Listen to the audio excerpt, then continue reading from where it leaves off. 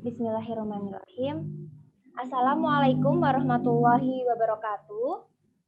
Waalaikumsalam warahmatullahi wabarakatuh. Selamat sore anak-anak. Bagaimana kabarnya hari ini? Sehat? Alhamdulillah sehat, Bu. Alhamdulillah sehat, Bu. Azizatul Arifah, sehat? Sehat, Bu. Oke, alhamdulillah sehat semua ya. Bagaimana cuaca di rumah kalian masing-masing? Cerah atau ada yang hujan?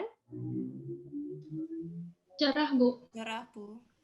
Alhamdulillah, cerah semua ya. Jadi, Lihatin aku ketawanya.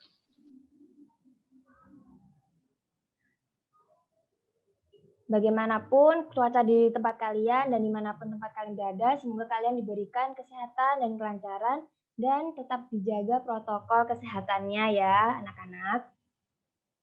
Baik, bisa disiapkan dulu alat tulisnya, anak-anak.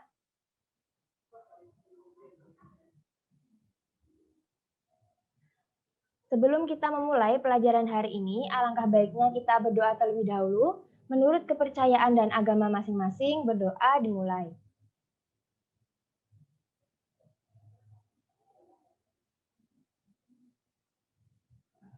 Berdoa selesai.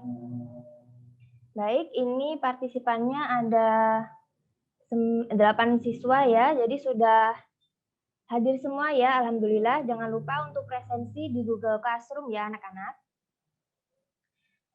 Baik, langsung saja. Pada pekan yang lalu, Ibu telah menjelaskan mengenai materi minyak bumi ya, anak-anak. Nah, kemarin itu contoh penerapannya adalah ketika ibu kita itu memasak air menggunakan kompor dengan gas. Nah, gas itu merupakan penerapan dari minyak bumi. Nah, jadi anak-anak, ketika ibu kita itu memasak dengan kompor, nah itu bisa mendidih anak-anak airnya. Mengapa air itu bisa mendidih? Ada yang tahu? Karena ada api di bawahnya, Bu. Oke, boleh. Ada lagi yang bisa menjawab? Karena mendapat energi panas, Bu. Iya, betul sekali. Jadi betul sekali jawaban dari teman-teman kalian tadi. Jadi hari ini itu kita akan memasuki materi yang baru, yaitu yang berfokus pada materi dengan energi panas, yaitu termokimia. Ibu izin share screen ya, anak-anak.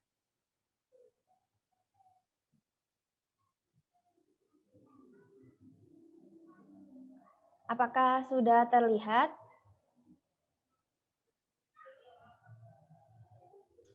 Sudah, Bu. Iya. Sudah, Bu.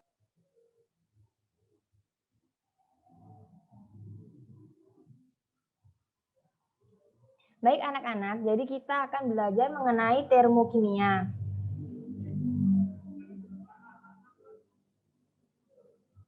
Kompetensi dasar dari materi hari ini yaitu menjelaskan konsep perubahan entalpi reaksi pada tekanan tetap dalam persamaan termokimia. Jadi nanti anak-anak Ibu harapkan untuk bisa mencapai indikator pencapaian kompetensi ini. Ada mengidentifikasi sistem dan lingkungan, kemudian mengidentifikasi konsep energi dan entalpi, membedakan jenis-jenis sistem, dan membedakan reaksi eksoterm dan juga endoterm. Nah, kegiatan pelajaran hari ini nantinya akan Ibu jelaskan sedikit mengenai materi termokimia, kemudian nanti Ibu breakout kalian untuk melakukan diskusi. Namun sebelum Ibu breakout, nantinya Ibu akan menayangkan sebuah video yang berisi sebuah permasalahan, nantinya yang akan kalian pecahkan bersama melewati diskusi itu. Kemudian nanti di akhir pembelajaran, Ibu akan berikan kuis, jadi Ibu harapkan kalian untuk menyimak pelajaran ini dengan baik-baik ya anak-anak, supaya bisa mendapatkan nilai yang bagus nantinya. Oke, langsung saja kita masuk ke materi hari ini. Jadi anak-anak, termokimia itu apa sih gitu ya? Jadi termokimia itu berasal dari dua kata, yaitu termo dan kimia. Termo itu artinya panas dan kimia itu artinya reaksi kimia. Jadi termokimia ini merupakan ilmu kimia yang mempelajari panas yang berhubungan dengan reaksi kimia. Nah, tentunya untuk termokimia, mempelajari termokimia, kita harus tahu apa itu sistem dan apa itu lingkungan.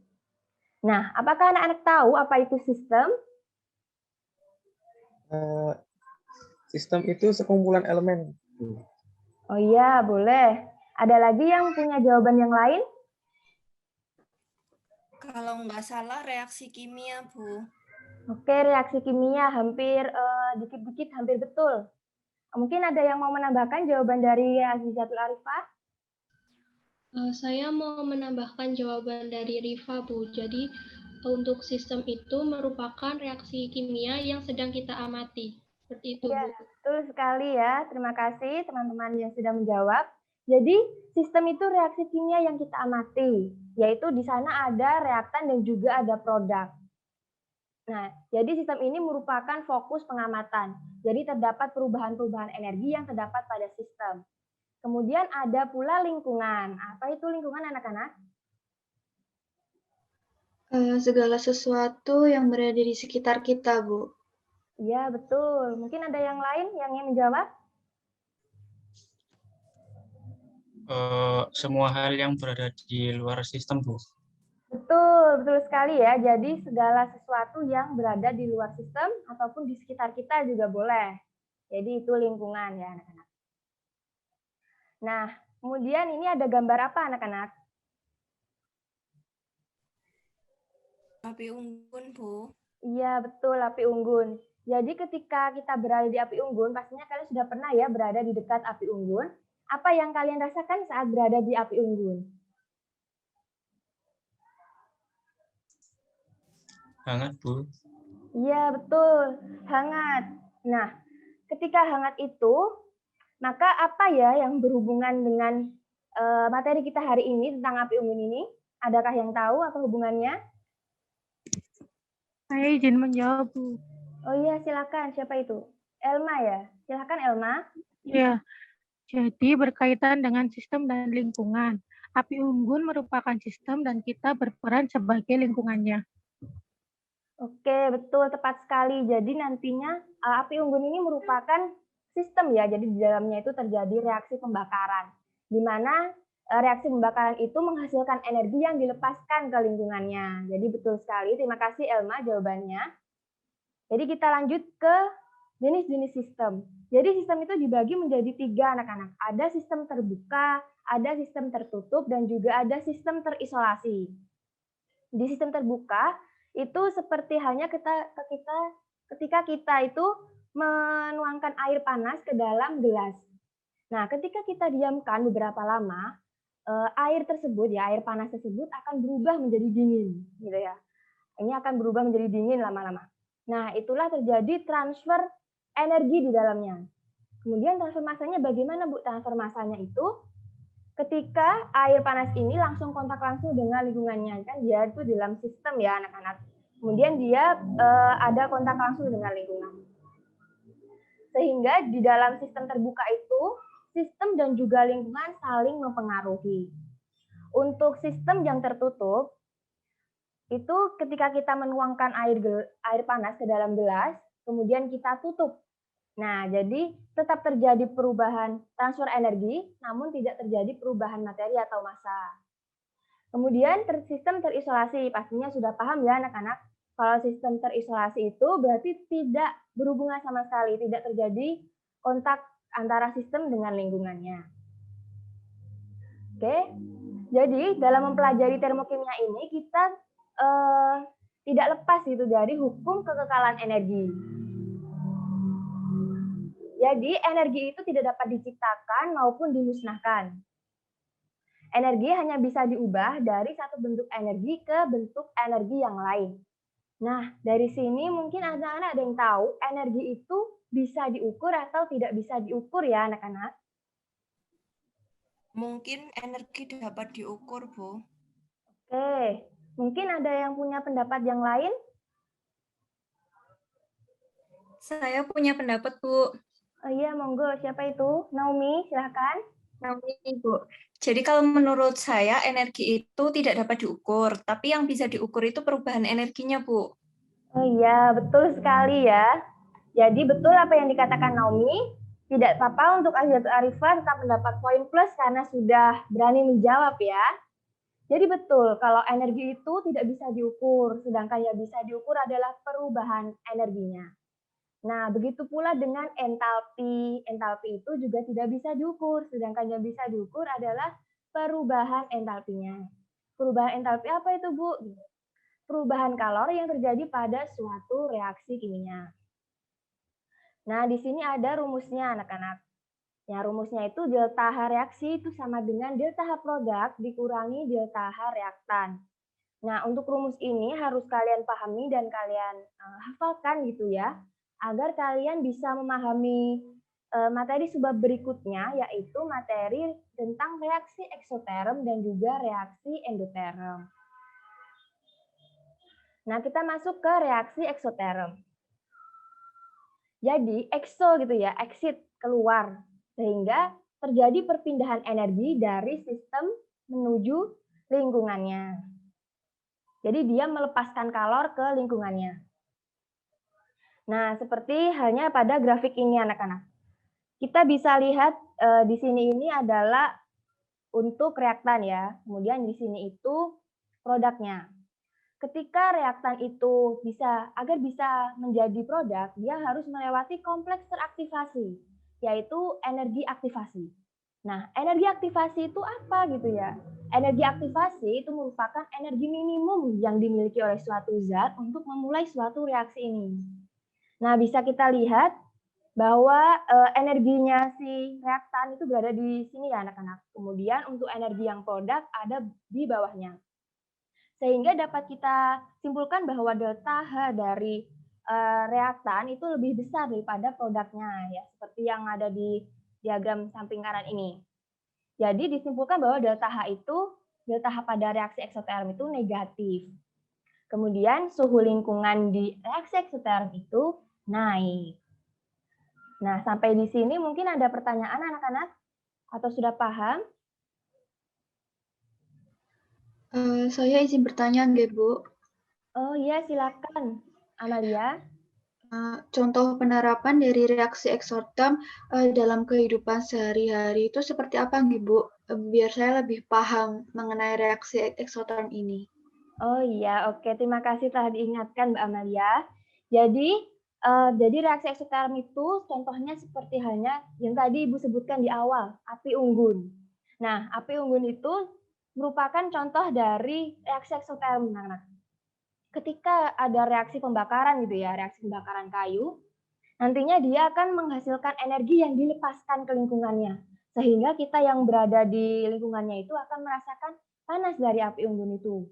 Kemudian ada lagi contoh yang lain seperti kembang api. Ketika kembang api kita hidupkan gitu ya, kita juga akan merasakan panas dari kembang api tersebut. Kemudian ada perkaratan besi. Nah, di perkaratan besi itu juga terjadi pelepasan panas dari reaksi perkaratan besi itu.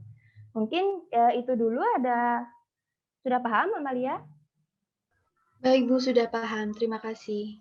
Oke, ya alhamdulillah. Kita lanjutkan ke reaksi endoterm. Nah, endoterm nanti seperti eksoterm tapi kebalikannya ya. Jadi dia itu masuk. Jadi sistem itu menyerap kalor dari lingkungannya. Nah, perbedaannya tadi kalau reaksi eksoterm itu delta H reaktannya itu lebih besar daripada delta H produknya. Sedangkan endoterm, delta H reaktan itu lebih kecil daripada delta H produknya. Sehingga diperoleh delta H itu positif. Kemudian suhu lingkungannya turun ya anak-anak. Oke, setelah ini adalah sesi diskusi anak-anak. Jadi kalian bisa menyimak dulu video ini, kemudian kalian nantinya akan mendiskusikan beberapa hal yang ada di video ini. Oke, silakan dilihat dulu.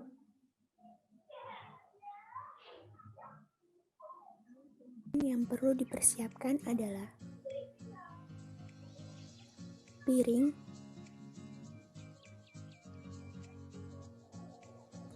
gelas dan minuman berwarna,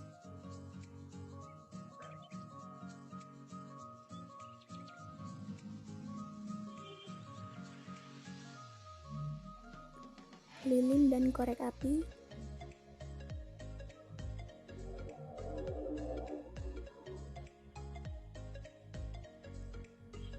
dan terakhir koin. Langkah kerjanya adalah: pertama, letakkan koin pada piring yang telah disiapkan. Kemudian, tuangkan minuman berwarna sampai permukaan koin tertutup air semuanya.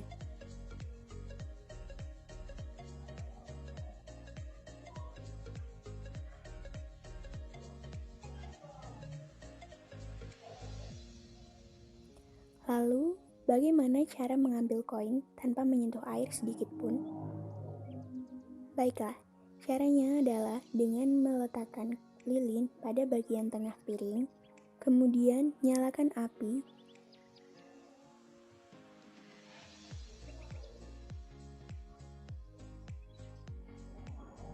dan terakhir tutup lilin menggunakan gelas. Lihat reaksi yang terjadi, dan kita bisa dengan mudah mengambil koin tanpa menyentuh air sedikit pun. Selanjutnya, percobaan kedua. Alat dan bahan yang perlu dipersiapkan adalah gelas, sendok, termometer, air, serbuk CaO atau kapur tulis.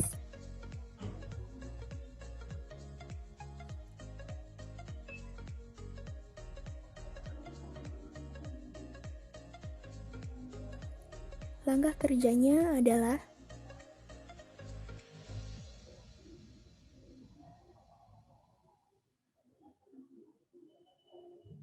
tuangkan air ke dalam gelas secukupnya.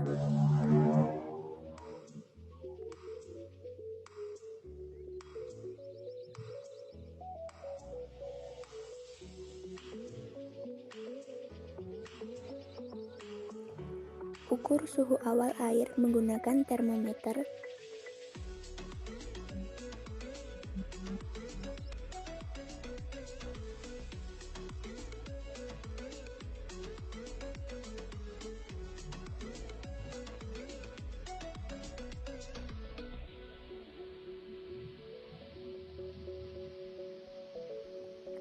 Kemudian, masukkan serbuk CaO atau kapur tulis ke dalam gelas berisi air.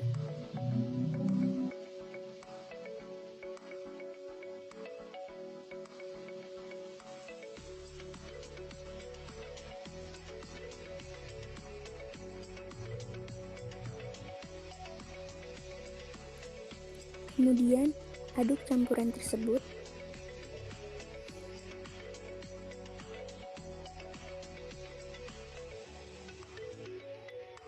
Lalu, amati perubahan suhu yang terjadi.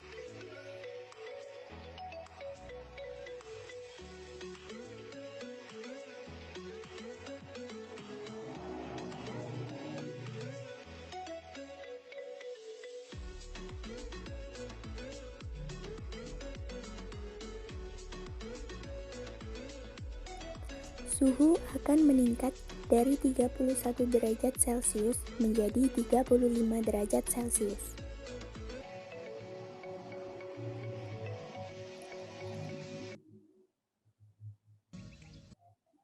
Iya, itu tadi ya. Sudah melihat video tayangan diskusi yang untuk didiskusikan. Jadi ini anak-anak yang harus kalian diskusikan untuk percobaannya pertama itu termasuk jenis reaksi apakah percobaan tersebut, kemudian mengapa air itu dapat masuk ke dalam gelas itu ya. Kemudian untuk percobaan yang kedua, mengapa bisa terjadi kenaikan suhu setelah penambahan CaO.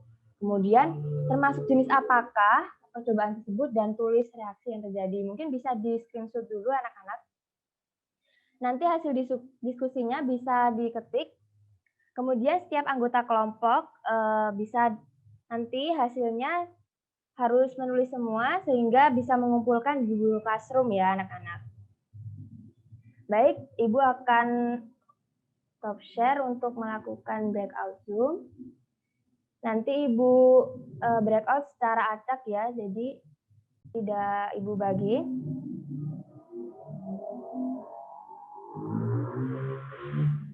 untuk waktunya nanti Ibu beri waktu 5 sampai 10 menit saja ya anak-anak, kan cuma dua percobaan gitu ya.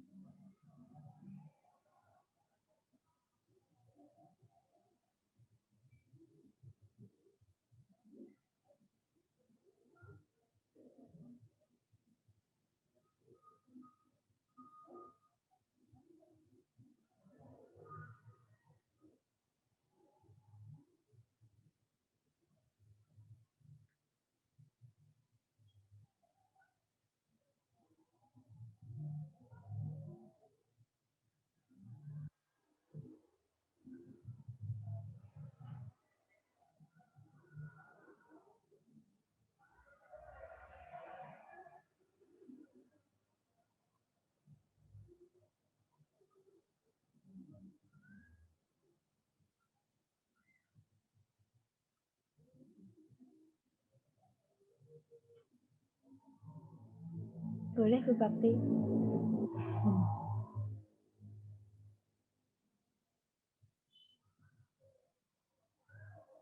Satu ya. Iya. Kita diskusiin apa ya ini? Bagaimana kelompok 1, ada yang mau ditanyakan? Saya, Bu, saya. Oh iya, silakan Damar.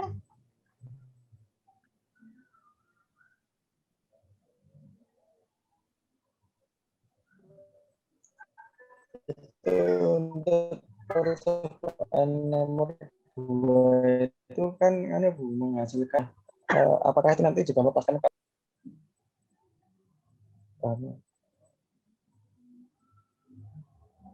Iya, betul Damar. Jadi termasuk reaksi apa kalau melepaskan kalor seperti itu? Exotherm bukan ya, Bu? Iya, betul. Oke. Ada yang mau ditanyakan lagi? Tidak ada ya. Baik, Ibu bisa dilanjutkan diskusinya. Ibu mau join ke room 2 ya. Iya, makasih, Bu.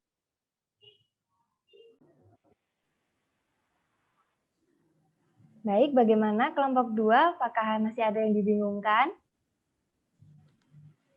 Saya ingin bertanya, Bu. Iya, silakan Agil. Untuk pertanyaan kedua, pada percobaan 1 itu api dari lilinnya ikut mati ya, Bu, di dalam Iya, gelas. betul. Apinya itu ikut mati karena di dalam gelas itu terjadi reaksi gitu ya. Nanti bisa dijelaskan itu nanti bagaimana proses reaksi itu dapat terjadi begitu, Agil. Baik, terima kasih, Bu. Oke, bisa dilanjutkan ya diskusinya.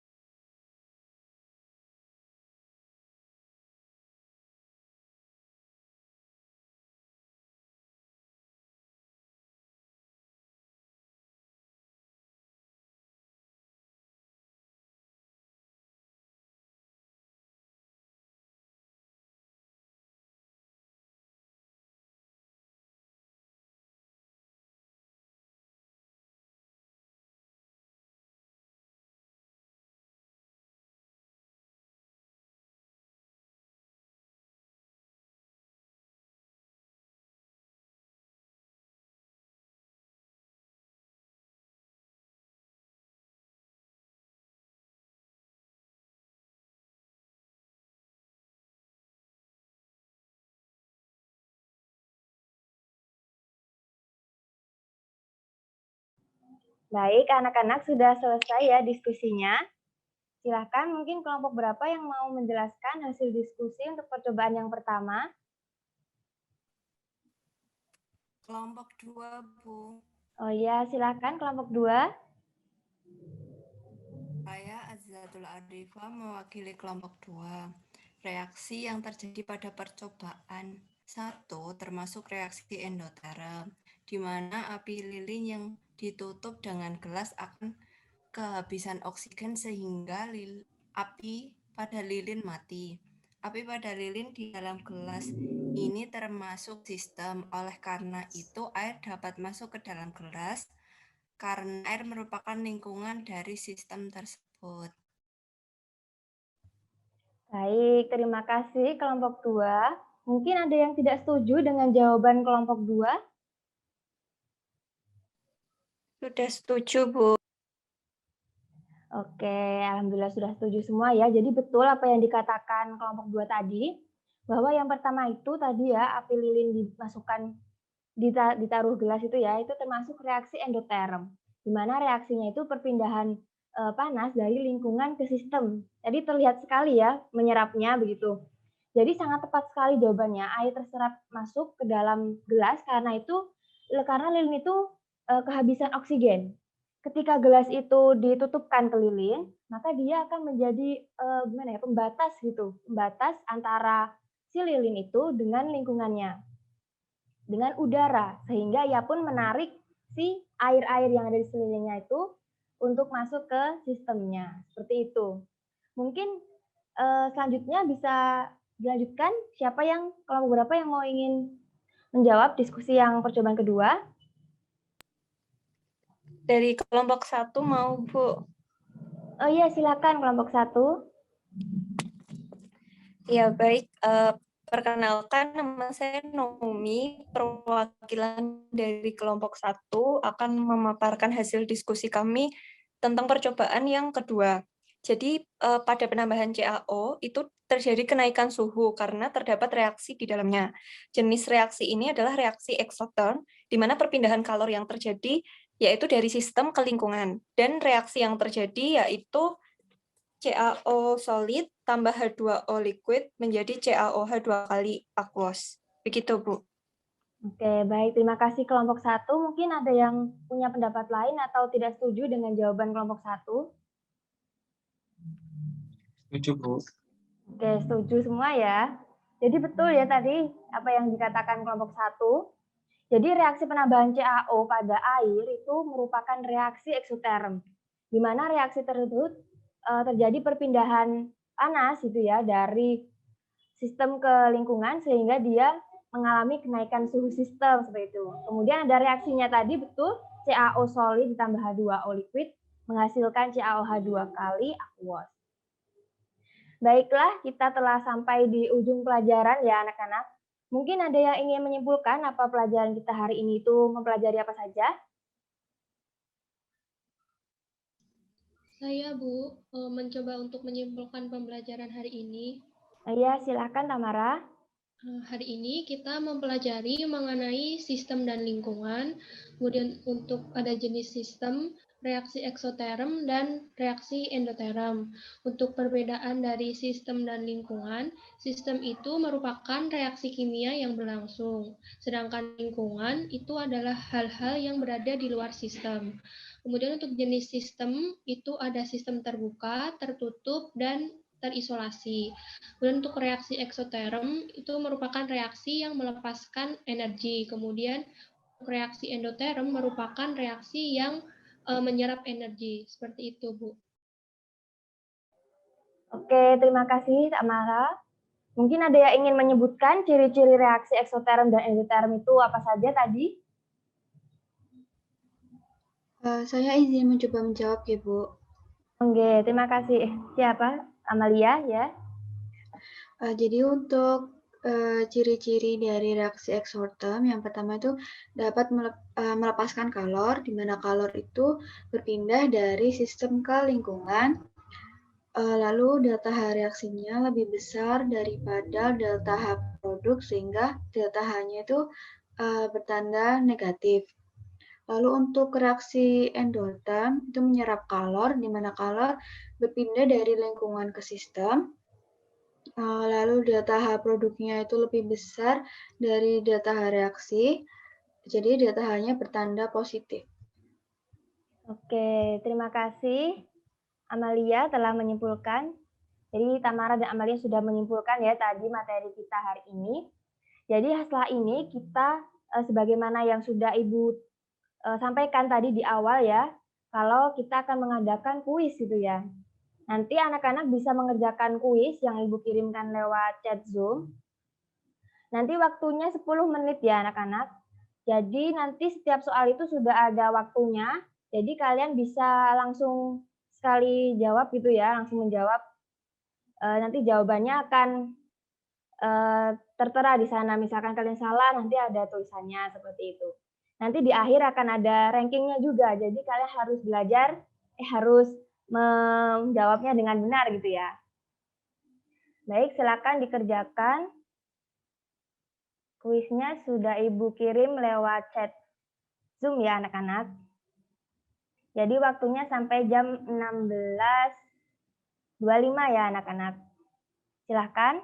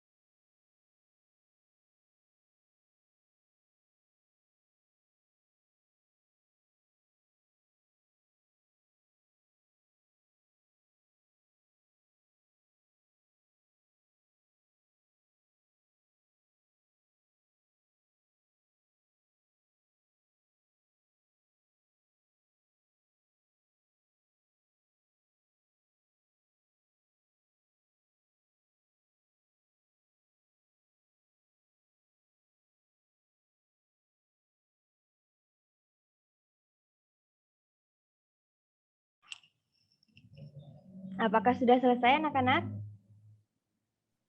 Sudah, Bu. Bu. Oke, sudah ya.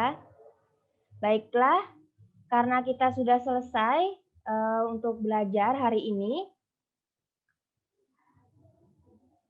Jadi anak-anak, sekian dari Ibu. Bila ada kurang dan lebihnya, Ibu mohon maaf. Nanti, oh ya, Ibu lupa. Jadi kita, untuk pekan depan, itu kita akan mempelajari macam-macam perubahan entalpi ya. Jadi nanti Ibu berikan tugas pada kalian di Google Classroom, yaitu untuk membaca materi macam-macam perubahan entalpi yang nantinya kalian rangkum, kemudian nanti dikumpulkan pada pertemuan depan ya. Nanti Ibu berikan tempatnya di Google Classroom. Baik, sekian dari Ibu. Bila ada kurang dan lebihnya, Ibu mohon maaf. Wassalamualaikum warahmatullahi wabarakatuh. Waalaikumsalam warahmatullahi wabarakatuh. Terima kasih, Bu. Iya, sama-sama.